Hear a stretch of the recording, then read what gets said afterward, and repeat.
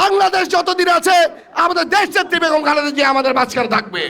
আজকে আমাদের মরহুমা বেগম খালেদা জিয়ার রুহুল মাগফিরাতে যে দোয়া মাহফিল ও শীতবস্ত্র অনুষ্ঠানে সম্মানিত সভাপতি সাহেব উপস্থিত আছেন আমাদের মাঝখানে, রূপগঞ্জ থানা বিএনপি ও অঙ্গ সংগঠনের নেতৃবৃন্দ উপস্থিত আছেন, নারায়ণগঞ্জ জেলা বিএনপি ও অঙ্গ সংগঠনের নেতৃবৃন্দ উপস্থিত আছেন, ভুলতা ইউনিয়ন বিএনপি ও অঙ্গ সংগঠনের নেতৃবৃন্দ আরো উপস্থিত আছেন, আমার মা ও বোনেরা, ইভেন আমার এলাকাবাসী, আমার আত্মীয় স্বজন, সকলকে আসসালামু আলাইকুম।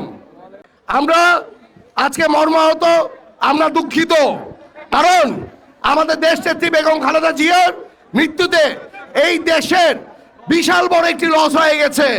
লসটি কি জানেন? এই দেশের গার্জিয়ান আমাদের থেকে চলে গেছে, যার জন্য এই দেশের গণতন্ত্র এসেছে, যার জন্য এই দেশের মাটিতে আমরা বুক ফুলিয়ে চলেছি। উনি আজকে আমাদের ছেড়ে চলে গেছে। তো উনি কি আমাদের ছেড়ে চলে গেছে নাকি আমাদের অন্তরে সারা জীবন থাকবে বলেন তো? অন্তরে ইনশাল্লাহ আমাদের সারা জীবন উনি থাকবে। এই দেশের মাটি যতদিন আছে উনি ততদিন থাকবে।